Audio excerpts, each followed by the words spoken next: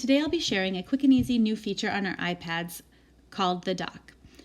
What's wonderful about the dock is that it gives us quick access to our favorite apps from any screen so that we can toggle quickly back and forth. So in our tutorial today, I want to share two things with you using the dock.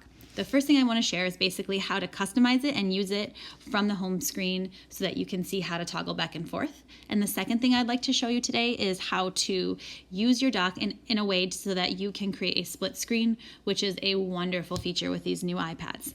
So I'm going to start by going to the home screen, and on the home screen you can see at the bottom is my dock. Okay, these apps at the bottom. So the first thing I want you to notice is that there on the dock is a line here that separates the apps from one another. On the right side you'll see that there are 3 apps, and these are the 3 apps that I've most recently opened. So those are going to be changing as you open different apps, but that's a really nice feature so that if you are using them a lot you can gain access to them quickly. On the left side, these are the apps that I have pinned, or my favorite apps. And these are the apps that are not going to change unless I choose to change them. So the first thing that I want to show you today is how to pin apps. So all that you do is simply take your finger and choose an app. So I'm going to choose PowerSchool Learning because that's an app that we use all the time. And you simply just hold it down until it's ready to move, and you just drag it and drop it in into the pinned area, which is pretty straightforward. What else is nice is that you can kind of move these apps around by holding them down and moving them, so you can kind of organize them to your liking, and then when you're all set, they're there for you. On the flip side, if again, let's say I just decide that I don't want that PowerSchool Learning app there after all, I'm not using it and I want to put something else there, again, you just hold it down and you pull and drop. So that's again how you pin. So let's say now I want to go back to my Keynote. So I'm going to use my dock and I'm just simply going to click on it. Now, let's say that I am actually going to create a Keynote and I want to gain access to the news. If I wanted to just toggle over to the news site as a whole, what I would do is I would go to the bottom of the screen, and this is actually kind of important. It can be a little finicky. You want to make sure that your finger's at the very bottom and you just do a quick swipe up. Like so. And now I have access to my dock. I have my pinned on the left and I have my most recent on the right. So I'm going to just go ahead and click on the news so that I have access to it. Let's say I'm reading something and I want to jump back over to my Keynote. So I just swipe up and I click on the Keynote and I have access to it. So it just makes it really easy and faster and kind of takes out that middle part of having to go to the home page and finding the app and things like that. Now, I would like to show you a bonus, which is one of my favorite features so far on the iPad, which is the split screen.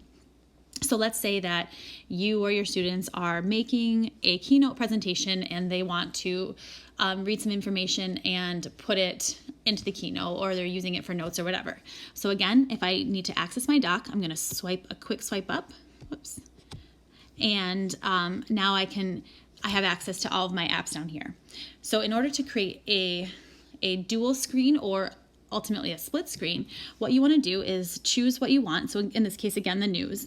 And instead of just clicking on it, you would hold it down and you're going to just pull it up, and you can drop it anywhere. In order to just kind of have a dual screen, you can, like I said, drop it anywhere. And then what's nice about this is that you can move it around. So if you notice this little gray bar up here, you can just hold on to that gray bar and just move it around. So if you're typing on one side, you can have it over on the left. Or if you're typing on the other side, you can have it over on the right. But also, let's say that I would like to have a true split screen so that I can make the news bigger, or I can make my Keynote or whatever bigger. So in this case, I'm going to go back to that gray bar, and I'm actually going to do a quick swipe down. And when I swipe down on it, I just kind of pull it down quickly.